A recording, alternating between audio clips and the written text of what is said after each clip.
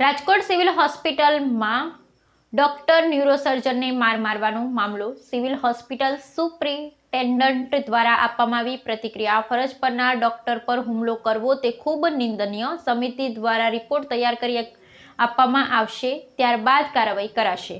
જે ઘટના બની હતી એ ખૂબ નિંદનીય ઘટના કહેવાય અને આ રીતે ફરજ પરના ડોક્ટર પર હુમલો કરવો એ ખૂબ જ ખરાબ વસ્તુ છે. આ માટે FIR કરવામાં આવી છે અને એક તપાસ સમિતિની રચના પણ કરવામાં આવી છે, જેનો રિપોર્ટ આવે આગળ એક્શન લેવાશે. શું કારણ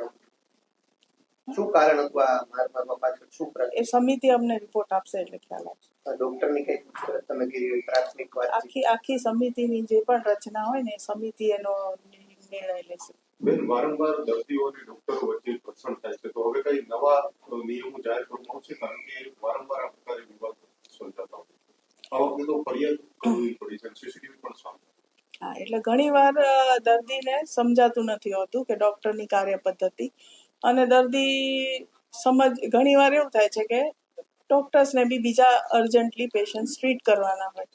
દરેક પેશન્ટ માટે પોતાનું પેશન્ટ એ ઇમરજન્સી છે, પણ અમારા માટે ઇમરજન્સી ઇઝ વાઇટલી સ્ટેબલ. જે વાઇટલી સ્ટેબલ હોય એ અમારા માટે ઇમરજન્સી સેમી ઇમરજન્સી કહેવાય. જે વાઇટલી અનસ્ટેબલ હોય એ અમારા માટે ઇમરજન્સી કહેવાય. એટલે દર્દીને આ વસ્તુ સમજાવવી ખૂબ જ અઘરી હોય છે. છતાં પણ કોશિશ તો અમારી ચાલુ જ હોય છે કે દર્દીને આ રીતે અમે પ્રોપર ટ્રીટમેન્ટ આપીએ. મેડમ, જે ડોક્ટરને માર માર્યો છે એની સાથે તમારે કઈ પ્રાથમિક વાતચીત થઈ છે કે શું? પ્રાથમિક વાતચીત કરી છે, પણ મેં એને બીજી કોઈ મેજર ઇન્જરી નથી એના માટે ચેક કરેલું છે.